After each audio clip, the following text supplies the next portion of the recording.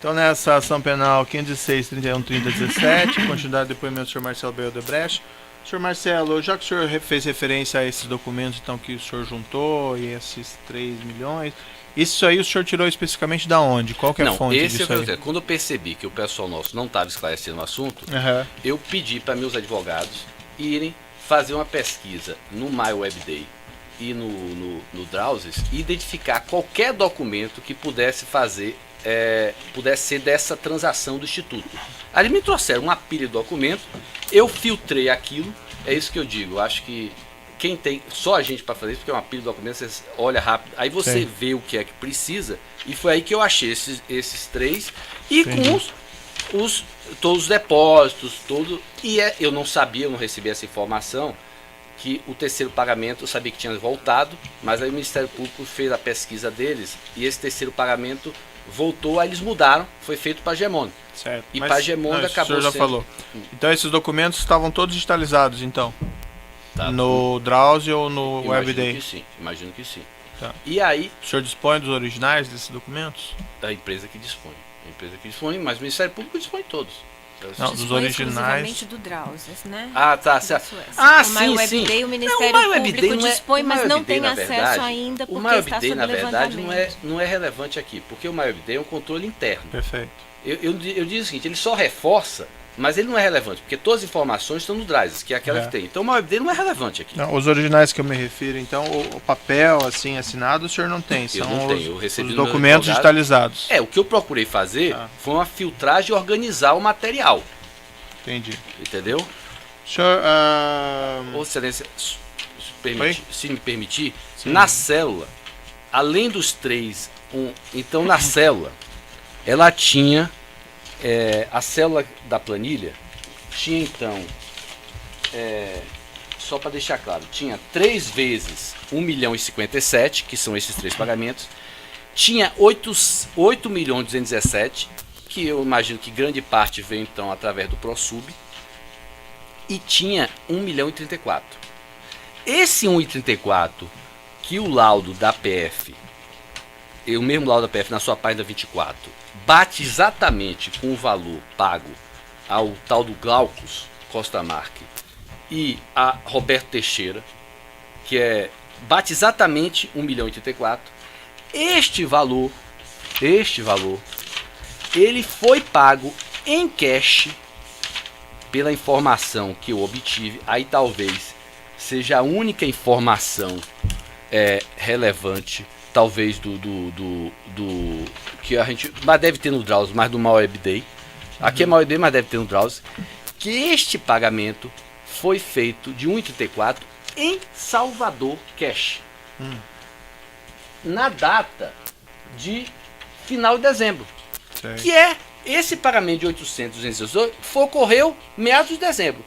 Final de dezembro, um pagamento do mesmo valor é feito em cash em Salvador. Salvador tem 2 pessoas que têm base em Salvador, Demerval e Paulo Melo. Quer dizer, ficou evidente que um dos 2 recebeu 1,34 e pagou a esses 2. Além disso, teve depois identificado outros pagamentos feitos por conta do terreno em Salvador também, inclusive eu disponibilizei, aí que montaram também aqui 1.145.000, vários outros, mas aí informações que eu obtive do MyWebDay e que também foram pagos em Salvador para reembolsar a DAG de despesas. Eu não tinha acesso a isso que vi agora, de obras diversas. Entendi. Então, quer dizer, para mim, fechou exatamente a informação que eu achava que precisava. Perfeito. Senhor Marcelo, posteriormente, o Odebrecht efetuou a aquisição desse imóvel, segundo o senhor diz, por intermédio da DAG, mas o imóvel em questão não foi efetivamente destinado ao Instituto Lula. O senhor pode me esclarecer o que aconteceu? Aí eu nunca conversei com o Lula diretamente sobre esse assunto. Certo. Tudo que eu sei através de Bunlai, Roberto Teixeira não, que eu nunca tive com ele. Bunlai, Okamoto e o Palocci. Aparentemente, esse assunto foi uma iniciativa, como eu falei, do Roberto Teixeira, com o Bulay, que identificaram esse terreno. Não sei se tinha um acerto lá com os vendedores, isso nunca ficou claro para mim. Mas, de certo modo, foi um terreno e que Lula acabou aceitando. Mas não sei se ele bateu o martelo. Então alguém comprou, tá lá. Ele foi lá, eu acho que teve inclusive uma exposição sobre esse terreno numa revista, acho que 2010, 2011, que Bulay estava por trás da compra de um terreno para o Instituto Lula. Uhum. E eu acho também que eu tinha escutado do Okamoto que Lula estava em dúvida porque queria um terreno junto do metrô para ser uma coisa mais popular. Tá? Bom, de certo modo, eles, por alguma razão, que eu não sei explicar, e talvez eu não participei ainda da visita que o Lula e a Marisa foram no terreno, mas por alguma razão eles desistiram do terreno. E aí foi que, a essa altura, já não acompanhava mais de perto. Para mim, desistiu, o problema deles. Quer dizer, se a gente não tivesse comprado de volta ou vendido, eles iam ficar comigo. O dinheiro não era meu desde o início. Essa era a cabeça. Mas, de qualquer maneira, desistiram. E aí foi que eu disse que eu não tive mais envolvimento. Quer dizer, mas aí o Paulo Melo, junto com o Alexandrino, resolveram começar a prestar uma consultoria para o IEL, achar outros terrenos. Aí foi coisa deles lá, eu não meti mais. Mas e aí houve alguma espécie de estorno desse débito na planilha? Não, aí o que acontece? Aí o estorno, na minha cabeça, foi feito quando o terreno foi vendido para terceiros. Sei. Que ocorreu lá em 2013 ou 2014, nem me lembro. Mas aí eu não sei, na minha cabeça sim, eu não sei como é que o Berto controlou depois, mas na minha cabeça, a partir do momento que vendeu para terceiros, sei, ia ser feito o estorno. Ou seja, ele ia ter o crédito de volta. Mas e essa história, assim,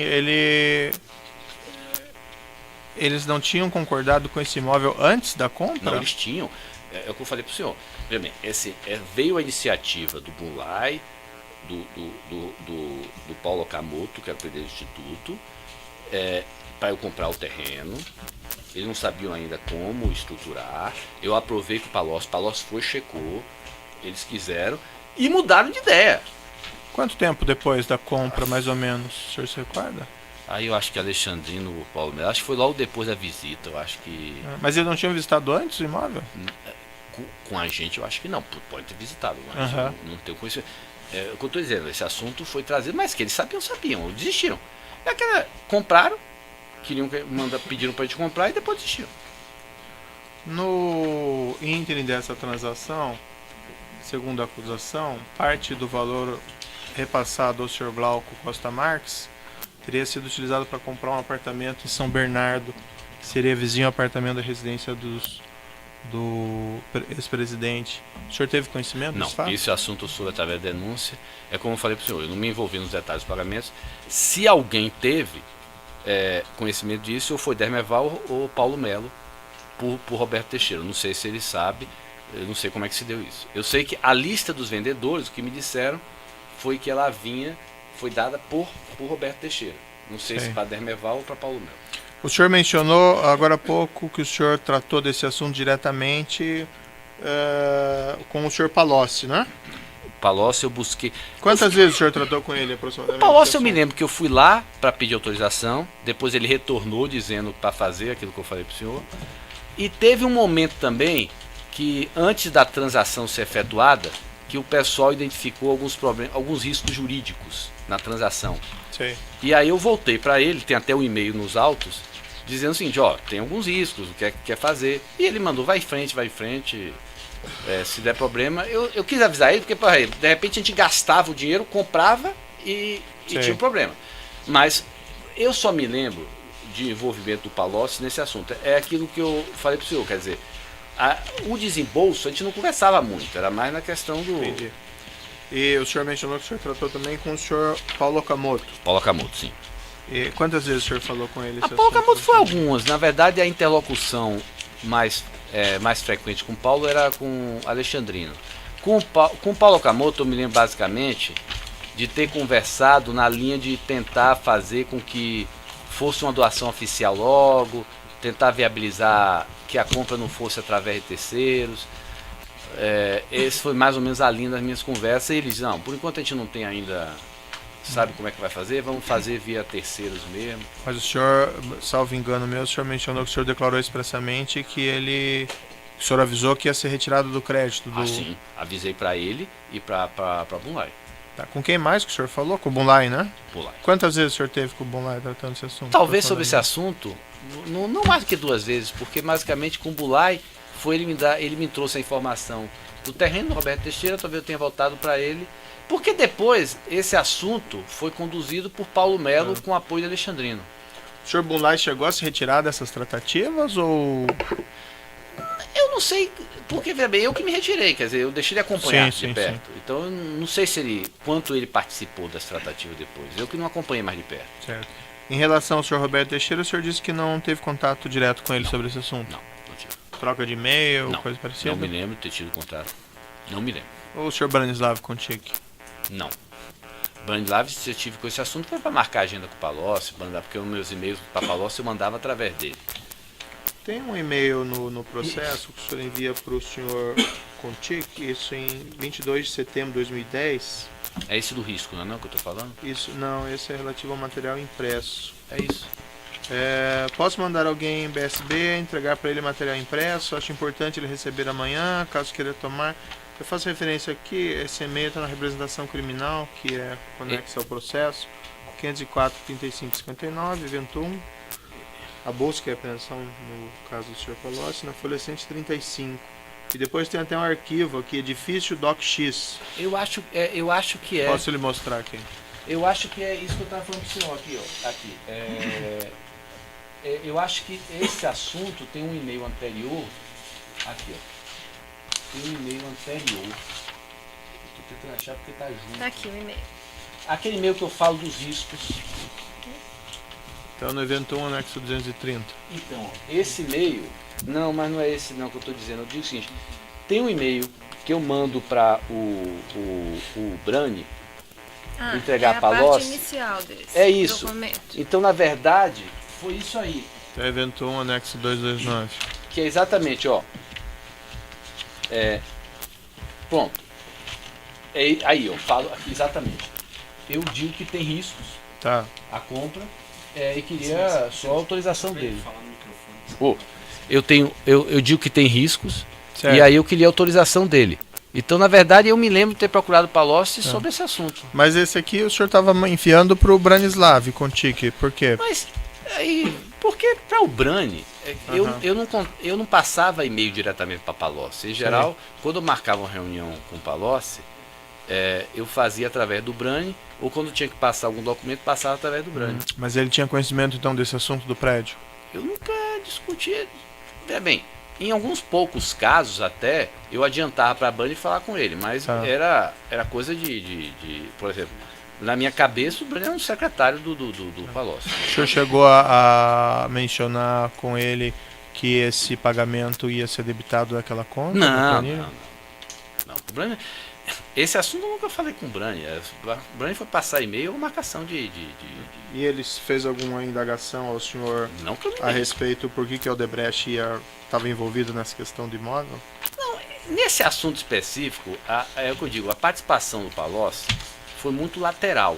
Foi no fundo de autorizar que saísse da conta dele. Uma vez que ele autorizou, ele não teve muito envolvimento. A única coisa que ele fez foi autorizar que saísse da conta dele. Esses fatos aconteceram em 2010, né? Foi, tudo no segundo semestre de 2010. O senhor ex-presidente era ainda presidente, o Lula? Era ainda presidente. Por isso, inclusive, eu acho que uma das dificuldades de viabilizar que fosse uma aquisição, por isso que eles queriam exatamente fazer, eles parece que não queriam perder o terreno, o Roberto... A impressão que eu fiquei, é que também o Roberto Teixeira tinha feito a negociação e queria acelerar a compra, mas de qualquer maneira, eles não queriam perder e não podiam esperar até 2011. No evento 928, anexo 37, tem uma anotação aqui de Luciana Aparecida Fonseca, assunto AP Roberto Teixeira. Eu peço para o senhor dar uma olhadinha aqui para mim. Sim, isso é Tá, essa é a tal da reunião que eu não me lembrava, que nem tinha sido feito no escritório do Palocci, mas, pela aí tá claro, que foi, ou seja, minha secretária marcou o encontro entre Paulo Melo com o Roberto Teixeira, e esse encontro aparentemente foi feito no escritório do Palocci, mas para mim isso aí não era relevante. Eu acho que o principal aí era Paulo Melo estar com o Roberto Teixeira. Eu não sei quem mais esteve com o Paulo Melo, aparentemente quem estava aí é o apoio jurídico de Paulo Melo, que é o Rodrigo Salles, mas eles estiveram lá para discutir a compra do terreno. Eu não sei mais quantas reuniões tiveram, né? Talvez tenha sido nessa reunião que ele tenha passado os valores que têm que ser pagos por fora, né? Certo. Pergunta para o senhor, por que fazer esses pagamentos ao ex-presidente Luiz Inácio Lula da Silva? Olha, lembrando o seguinte, eu tinha um saldo naquela conta. Aquela conta eu entendia que era a conta da presidência. Eu sabia, junto com o Palocci, meu pai, sabia que ia ter demandas do presidente Lula, tá? Ele é uma pessoa que continuaria sendo influente, inclusive influente. Não, nessa época ele era influente, né? Porque ele era o presidente. Mas ele, depois de sair da presidente, ele continuaria a ser influente, continuaria a ter demandas, inclusive para o Instituto. E a gente sabia que ele, inclusive, tinha influência a uma pessoa que era uma incógnita para a gente, que era a Dilma. Então, de certo modo, o que a gente fez foi pegar este saldo, que deixava de ser, então, da presidência, e passar um saldo para atender as demandas dele. Porque senão, na prática, o que aconteceria? Se eu não tivesse reservado, esse saldo passaria, entre aspas, a ser da Dilma, e ele continuaria a ter as demandas e a gente pagaria 2 vezes. Mas esses saldos, esses pagamentos, por exemplo, aquisição de prédio, essas coisas, aqui já não está falando mais de doação eleitoral, né, senhor Marcelo? Não. É o que eu disse para o senhor. A planilha nasceu com isso à cabeça. O pretexto era a doação. A partir do momento, com a dinâmica que foi formando, eles já faziam qualquer tipo de... Eles faziam, eu dava. O que eu dizia era o seguinte: tudo ia sair do valor que eu aceitaria doar para a campanha presidencial. Agora, é o que eu digo, saiu para pagar campanha no Peru, para pagar campanha no Salvador, saiu para pagar revista, saiu para pagar um bocado de coisa. Mas por solicitação deles? Deles. Sempre é o que eu digo, a partir do momento, o que é importante dizer é o seguinte, que eu dizia que eu ia acertar um valor, esse era meu compromisso com a campanha, tá? Agora, isso era pretexto da campanha. Agora, eles usaram das mais diversas formas, principalmente na planilha italiana. Por exemplo, quando vai para pós-Itália, é até diferente. Na pós-Itália, que era com o Guido de fato, ele só pediu recurso para Vacari, para Edinho e para João Santana. Teve um pedido que ele fez para atender uma propaganda de uma revista. O resto tudo foi isso. Na planilha italiana, que era os pedidos de Palocci, era uma diversificação muito maior. E teve, inclusive, esses saques em espécies que o Brani fez, que o Palocci dizia que era para Lula. Como está lançado esses saques em espécies? Tá, programa B. O programa B. Eu tenho certeza, pela dinâmica da planilha, que os 3 últimos, pelo menos, foram para o Lula, porque eles são descontados do saldo da conta amigo. Os 3 primeiros, como eu não tenho a planilha, a gente não consegue checar. Mas como a gente tem planilhas estratificadas, por exemplo, antes do B4, B5 e B6, eu até botei no meu anexo, eu estratifico e digo, eu construo a planilha. Então eu sei que o programa B4, de 3 milhões, de novembro a dezembro de 2012, o programa B5, de janeiro a outubro de 2013, que era 5 milhões, e o programa B6, que é Brani 6, dezembro de 2013, 1 milhão, foram todos para Lula. Algumas perguntas adicionais agora, sobre umas questões um pouco mais indiretas. No evento 28, anexo 34, são e-mails juntados pelo Ministério Público. Um deles aqui é um e-mail enviado supostamente pelo senhor em 30 de outubro de 2006, que começa assim: Pedro, meu pai, nas conversas com Lula, equipe, acho importante mencionar em termos de pessoas: manutenção de Guido, manutenção de Damian, Petrobras, Gabriele, Duque, Paulo Roberto, eficientes de muita lealdade, compromisso com as entidades de governo, sabendo conciliá-las. Posso lhe mostrar aqui? Pode, estou vendo aqui. Tá. O senhor se recorda desse e-mail? Eu não me recordo agora, mas quer dizer, eu depois vi o e-mail. Mas conheço esse e-mail, para mim tá claro aqui, eu posso esclarecer qualquer dúvida. Por que o senhor defendia aí essas pessoas, especificamente da Petrobras, o Paulo Roberto Costa e o Renato? Olha, veja bem, a Petrobras sempre foi uma relação muito complicada do ponto de vista das empresas, e ela era muito fechada. Por exemplo, eu sempre tive um entendimento de que na Petrobras não adiantava você vir por cima, quer dizer, as equipes tinham que construir a relação com o corporativismo da Petrobras. Então, tanto é assim que, por exemplo, a Petrobras não fazia parte da minha agenda com o Paulo seguido, porque eu não acreditava na eficácia deles em relação à Petrobras. Quer dizer, a Petrobras tinha que ser resolvido pelos meus executivos. Sim. Tá? Diferentemente até de meu pai, Pedro Noviço, por exemplo, ele veio aqui, ele e Pedro costumavam colocar na agenda deles com Lula muita questão Petrobras. Eles tinham uma visão nesse ponto diferente. Bom, de qualquer maneira, o Paulo Roberto, não sei se eu falo aqui do Duque também, falo? Sim. Pronto, o Paulo Roberto, o Duque e o Gabriele, de certo momento, eles... a Petrobras sempre foi, antes do governo Lula, muito hermética em relação a atender os interesses políticos, que visavam, por exemplo, priorizar empresas nacionais, priorizar investimentos. E aí, esses três, de certo modo, conseguiram,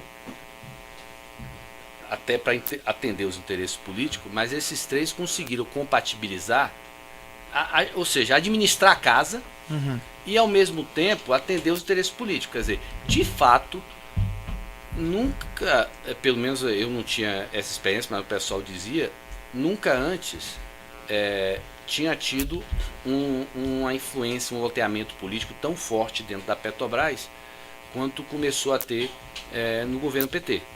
Então você passou a ter, digamos assim, para meus executivos, eu aqui estava no fundo defendendo, é muito mais fácil você se relacionar com o diretor que, ao atender o interesse político dele, você tem as portas abertas, ele está aberto. Então, quer dizer, Entendi.